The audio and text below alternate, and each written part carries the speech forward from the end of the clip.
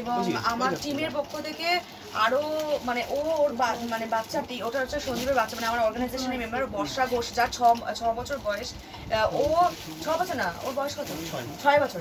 6 বছর বয়স, যে নিজের স্কুলের টিফিনের টাকা ও লক্ষ্মীর ভারে জমিয়ে আজকে সোশ্যাল মিডিয়াতে যখন দেখেছে যে আমার ছোট্ট বোন অস্মিকার এরকম অবস্থা, সেই মুহূর্তে দাঁড়িয়ে ও নিজের টিফিনে জমানো টাকা সেই লক্ষ্মীর ভাঁড় ভেঙে ওকে 6,000 টাকা এবং সঞ্জীবের পক্ষ থেকে আরো 20,000 টাকা এবং তার সাথে সাথে ওর যাবতীয় যত সামগ্রী লাগবে সব মিলিয়ে আমরা ওকে প্রায় 1 লক্ষ টাকার মতো আমরা তুলে দিচ্ছি, সব সামগ্রী এবং সব টাকা মিলিয়ে, যাতে ওর ট্রিটমেন্টের জন্য আমরা প্রত্যেকে চাই। এবং আমি বাংলার প্রত্যেকটা মানুষকে বলবো, যাদের যতটুকু সামর্থ্য আছে প্রত্যেকে যেন এগিয়ে এসে আমাদের এই ছোট্ট শিশুটিকে সুস্থ করে তুলতে পারি, যাতে আমাদের এই ভবিষ্যৎ প্রজন্ম, আমাদের এই অস্মিকা সুন্দরভাবে হেসে খেলে যেন ওর মায়ের কোলে, ওর বাবার কোলে সুন্দরভাবে ফিরে যেতে পারে এবং একটা নতুন জীবন পায়। এটাই আমার বক্তব্য।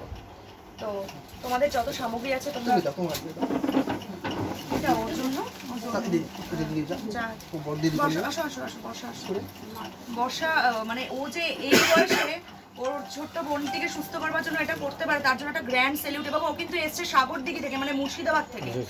এত সকালবেলা ওর বাবা এবং ওর মাও আছে এখানে, সাগরদিঘি থেকে বেরিয়েছে। বলতে সুদীপা কোথায়? হয়তো সুদীপা আছে, আমাদের সুদীপা, মানে যাকে ছাড়া আমি আজকে অস্মিকার কাছে পৌঁছতে পারতাম না, ঠিক আছে?